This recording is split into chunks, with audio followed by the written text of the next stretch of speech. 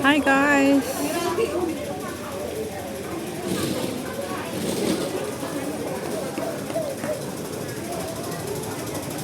Punta ako sa train paakyat. Punta sa Shadin.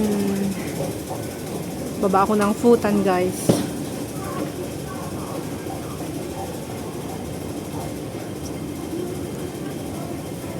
Baba ako ng Futan kasi pupunta ako sa bahay ni ma'am sa Liping Road. Kasi today is Chinese New Year. First day of Chinese New Year, guys. And bigayan ng Lycee ngayon. Kaya ako pupunta doon kasi kakain daw si Lola at saka si Lolo sa bahay ni ma'am. Ngayon may dinner sila. 4 lang naman sila kakain, guys. Pero sabi ni ma'am, pinapapunta ako doon. At mabuti daw. Sabi ko na mabuti naman para day off ko nga. Ngayon, pinapapunta ako ni ma'am doon. O di mabuti para mabigyan ako ng Lycee ni Lola at saka ni Lolo. Kasi otherwise, hindi ko na siya makikita. Hindi ko na sila makikita pag hindi ako pupunta ngayon. Kasi, syempre, 3 araw lang naman yun.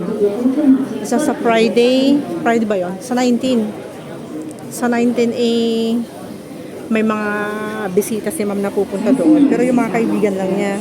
Hindi kasali si Lolo at saka si Lolo. Kaya siguro ngayon, in-invite niya ako ngayon para sa ganun, makapunta na ako. At saka makuha ko na yung Lycee ko. Sayang naman yun kung may 100. 200 din yung bibigay ni Lola, guys. It's 200. Hindi siya 100. Kasi dalawa sila ni Lola.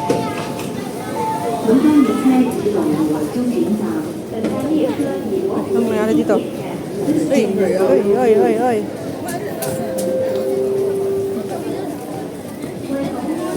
Yung matanda. Ito na ako. Bumabangga yung matanda. Bad siya. Kaya yan. Kaya makita ko si Lola at saka si Lolo ngayon. Agahan ko lang pumunta kasi magluluto ako na gusto ko lutuin yung yung pressed scallop at saka yung oyster. Meron daw oyster yung kapatid ko, hindi daw niya kabisadong lutuin yun. Minsan kasi yung scallop daw is na overcook niya. Ako na lang magluto mamaya. Kasi nga kabisado ko yung lutuin. Yung frozen na oyster, tsaka yung frozen na na scallop. Madali lang lutuin yung guys. Tagtagan mo lang ng garlic. Lutuin ko yun ng garlic butter. Tapos sprinkle ko na siya ng sprinkle ko siya ng spring onion. Sarap. Garlic butter, oyster, at saka scallop. Nakakatungtong. Nakakahilo siya. First day of Lunar New Year. Kongkei Pachoy everyone. Nakarami na ba kayo ng Lycee? Ako, binigyan ako ni Lola ng Lycee ko. Una yung binigay sa akin is 500. And then, nung kanina umaga is 100. Tapos, binigyan pa ako ng 100 na para sa aking unan. Dalagay ko daw sa unan ko yun, guys. Para sa unan lang yun. Yung 100. Para swerte.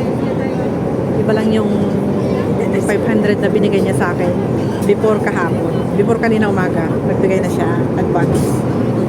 Diba? Yung aking lola na madamot, bigyan niya ako ng 700 lahat. Total of 700 lang. Yung iba nga 1,000 pa eh. Ewan ko lang kung magkano naman bibigay sa akin ni ma'am. Baka 500 siguro din. 500 din. Tsaka si Lola 100. Si Lolo 100. So, total of 200. Ako yung nagbibilang, no? Nagbibilang ako, tapos mamaya taga 100 lang pala. Nga, asa ka pa. Tapos si Sir, wala pa siyang binibigay sa akin kasi wala siya dito sa Hong Kong. Ako ba kay bossing ko, hindi pa ako binigyan kagabi. Nagkita kami kagabi, kaso nga lang, hindi pa pwedeng magbigay kagabi. Dapat ngayong araw na to ang bigayan ng red packet. Onward. Ngayon, onward. Tapos matatapos na yan next week. 14 days din ang holiday nila. Pero 3 araw lang yung 3 araw lang. Wednesday, Thursday, Friday. Wala silang pasok. Saturday, Sunday, syempre, bakasyon din yun. Lunes na papasok yung mga nagkatrabaho. Ewan ko lang kung may pasok na ba sila sa Lunes, yung mga bata. Wala pa ata. 2 weeks yata yung bakasyon ng mga bata eh. Kalimutan ko na kasi wala na akong estudyante. Matagal na akong walang estudyante. Mula nung lumipat si ma'am sa Shatin. Kasama niya yung mga bata dati. Nung year of 2021 ba yun? Lumipat sila nun. Nung naghiwalay sila ni ma'am. Naghiwalay sila ni sir. Lumipat sila sa Shatin at naiwan kami sa Kolontong. Ganon yung aming history ng mga amo namin. Dati buo sila. Kaya dalawa kami magkapatid na magkasama sa bahay. Nung nag-divorce na sila, pumunta yung kapatid ko kay ma'am kasi yung trabaho ng kapatid ko ay sa mga bata. Tsaka paglalaba, mamamalan siya, paglilinis, ganon. Kaya yung sa akin, trabaho ko magluto. Tsaka pumunta ng market. Kaya naiwan ako kay sir. Ganon. Tapos yung pagkain ni sir, ako lang yung nakakalam ng luto niya. Kung hindi mo kabisado yung luto nun yung pagkain niya, Diyos ko, hindi siya masaya. Pero pag yung niluluto mo ay masarap, tsaka yung gustong-gusto niya talaga, ay masaya siyang kakain. Siya. Eh, hindi alam ng kapatid ko magluto ng pagkain ni sir. Kaya, siyempre ako kabisado ko. Kaya ngayon, nag-separate kami ng bahay ng aking kapatid. Kasi naghiwalay din yung mga amo namin. And then, naghiwalay din yung market money. Naghiwalay din ang amo. Bali, pinirmahan ako ni sir kasi dati under kay ma'am ako. Kaya ako umuwi sa Pilipinas noon. Ako nag-antay ng visa. Eh, si sir na yung boss ko. Tapos yung kapatid ko naman nagpurgod dati. May kumuha si ma'am ng ibang katulong. Yung kaibigan ng kapatid ko din, nirekomenda niya kay ma'am. And ngayon, nakatapos lang ng isang kontrata yung kaibigan ng kapatid ko. Isang kontrata and 6 months ata. Tapos nung nag-decide yung kapatid ko na babalik ulit, tinanggal yung pinalit sa kanya. Ayun, yun ang kwento. Kaya nagpurgod yung kapatid ko, nagpahinga siya ng 2 taon. Yung 2 taon na yun, ayun, nakatapos din ng kontrata yung pinalit sa kanya. 2 years and 6 months. Tapos bumalik yung kapatid ko, kinuha ulit ni ma'am. Tapos yun, tinerminate nila yung kapalit niya. Kaya masama yung loob nung na-terminate. Ayun, hindi na sila nag-usap ng kapatid ko, pati ako. Nasali na ako doon. Kasi galit yung tinanggal. Eh, wala siyang magagawa kasi nga gusto nga ni ma'am yung kapatid ko ulit. Diba? Yun yung kwento, yung mga kwento.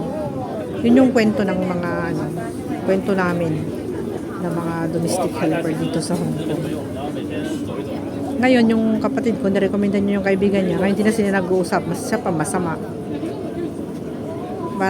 Parang lumalabas kasi, pinagsiksikan daw niya yung sarili niya kay ma'am, nandun pa naman daw siya.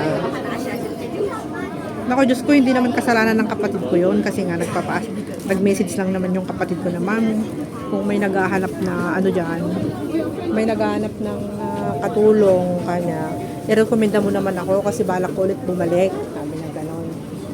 Eh, ito naman si ma'am, okay, sabi na. Eh, nung after nag-message daw si ma'am, sabi niya, gusto mo bang magtrabaho sa akin ulit? Sabi daw ni ma'am kay Christy, yung kapatid ko. Gusto mo ba ako, ma'am? Nandyan naman yung kwan ko. Ganyan, nandyan pa naman yung isa. Sabi, hindi, tatanggalin ko na lang siya. Ililipat ko siya sa iba. Ikaw na lang ang pumunta dito. O, ganun yung decision ni ma'am, guys. Ang mangyari, nung nangyari yon, masama yung loob nung kwan, yung nirekomenda ng kapatid ko. Akala nun, babaeng yun, pinagsiksikan ng kapatid ko yung katapos yung na sa kanya. Eh, mas gusto naman ni ma'am yung kapatid ko kasi mas mas maganda daw yung trabaho kaysa doon. Kaya kinuha ulit yung kapatid ko, di ba? Ang masama, lumalabas ngayon, kaming dalawa magkapatid ang masama. Yung ngayon sinasabi nila, nakatulong ka na nga, sa bandang huli, ikaw pa yung masama. Grabe, no? So ngayon, hindi na kami nag-uusap noon, hindi na kami kinakausap, sino ba siya? Kahit na hindi kami kausapin, hindi naman siya kawalan. At least, wala kaming kasalanan doon. Siya lang yung nag-iisip ng masama. Si ma'am ang nagdesisyon, din naman kami. Ngayon kami yung amo para ano, sabihin namin tanggalin siya at kunin ulit yung kapatid ko, di ba guys? Totoo ba yun? Tama no? So ngayon, bumalik ulit yung kapatid ko nung September, yun yung kwento. So nandyan na ulit kay ma'am. Tapos yung pinalitan niya, yung nirekomenda niya noon, nakahanap din siya ng amo na iba. So nandito pa rin sa Hong Kong yun. Anong malay namin na tatanggalin siya ni ma'am at kukunin ulit yung kapatid ko. Hindi naman, kung mas maganda sana yung trabaho niya, edi ipapasa ni ma'am yung kapatid ko sa iba. Kasi yun naman gusto ng kapatid ko. Tulungan mo nga ako ma'am na maghanap ng amo kasi gusto ko pang bumalik dyan. O diba, ganun yun. Para makapag-ipon ako ng pampaaral ng aking anak. Kasi may anak yung kapatid ko na isa lang. Eh mag-ano na siya, grade 7 na siya. Ito naman si madam, imbis na inirekomenda siya dun sa kaibigan, yung katulong niya na kasalukuyan ang tinanggal niya, tapos yung kapatid ko ang hinire niya. So ang nangyari doon, nagalit yung kaibigan ng kapatid ko. Sa atin na ba to? What is this? Is it putan? Oh yeah, it's putan. Dadala ko ng daldal, putan na pala guys. Natapos yung kwento ko kasi akala ko shatin pa lang. Putan na pala. Ang bilis. Daming tao dito sa MTR. Oh.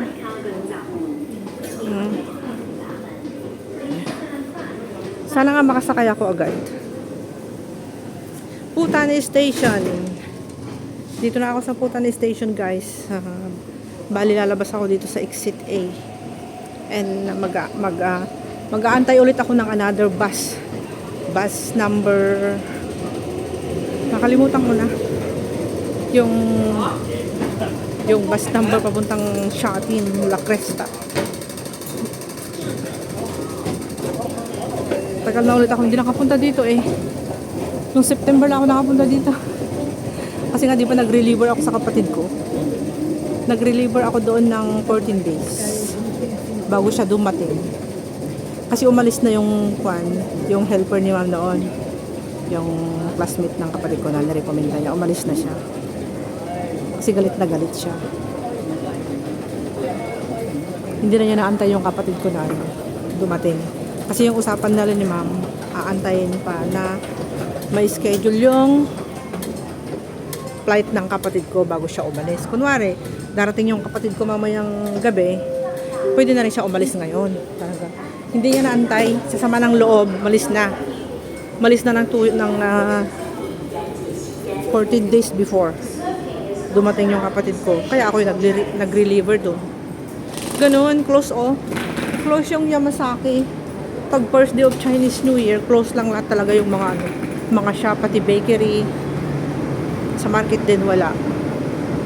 Kaya yung mga tao bago mag Chinese New Year nagpa-panic buying na sila. Kasi mostly pag hindi ka bibili before Chinese New Year, sobrang mahal ang mga bilihin sa palengke pag Chinese New Year na. Ngayon, hanggang Biyernes, hanggang Huwebes, mahal pa rin. So, andito ako ngayon sa Putan Station, guys. Palabas na ako ng MTR. Putan Station. Lagyan natin yung ating octopus dyan. And ang pamasaya ay $6.90. $6.90. Putan Station. 7-Eleven lang talaga ang ang open ngayon.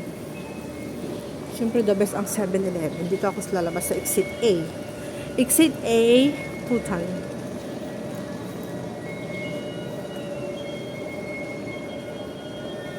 Ayan. Paglabas dito guys, ito. Ito ang view. Yan.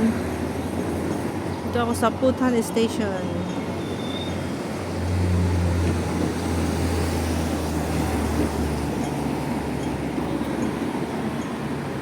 So, dito yung view, the Palazzo. Putan Station, yan. Ang lagi nyo nakikita sa aking sa aking video is Shatin Station, no? Pero ngayon naman ay Futan Station guys eh. Futan Station. Exit A. Ayan guys. So ngayon, doon yung ano ko, yung hintayan ng minibus papunta sa Shatin. The Palazzo. Yung 814 bus pala, kalimutan ko yung number ng bus. 814 bus papunta sa La Cresta. Diretso yung packet sa bundok guys. Ayan, doon maraming tao. 814 ba yun?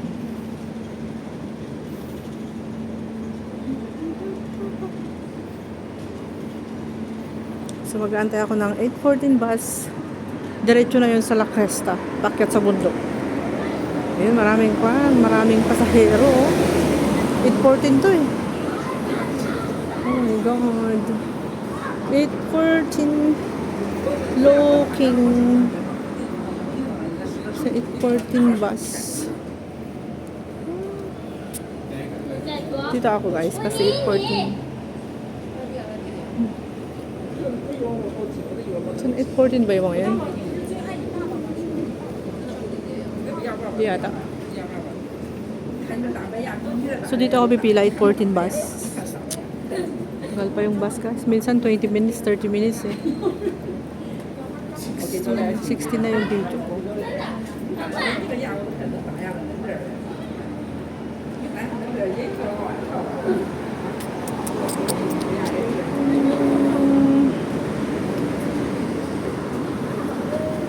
$28K sila. 28. Kaya ako naman is 814.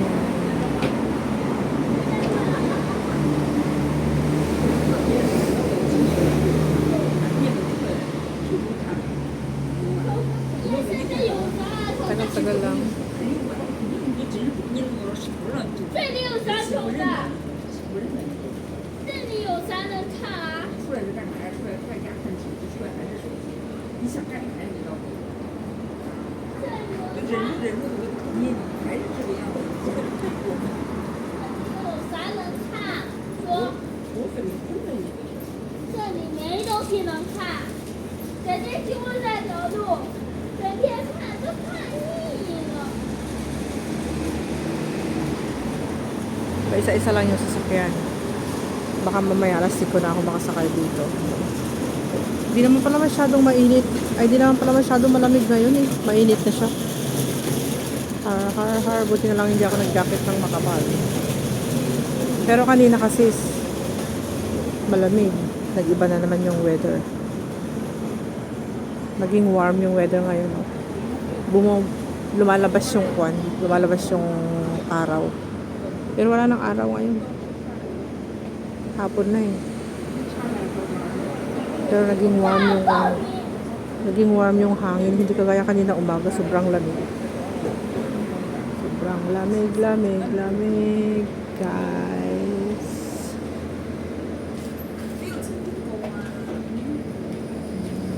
$814 bus.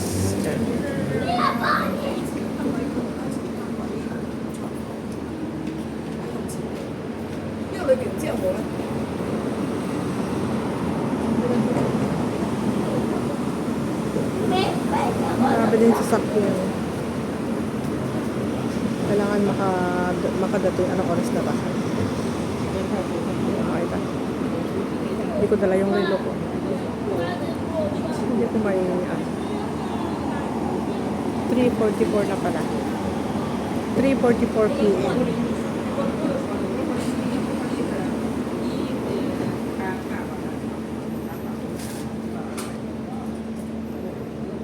Wala pa rin bus, tagal.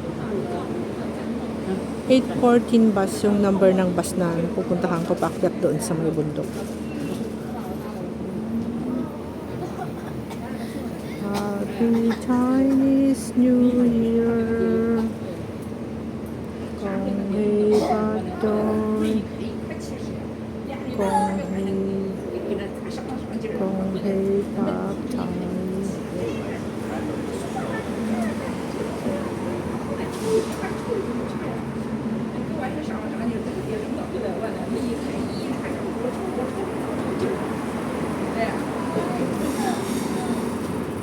guys. Thank you so much for watching. Wala pa yung bus ang Tagalog. 20 na itong aking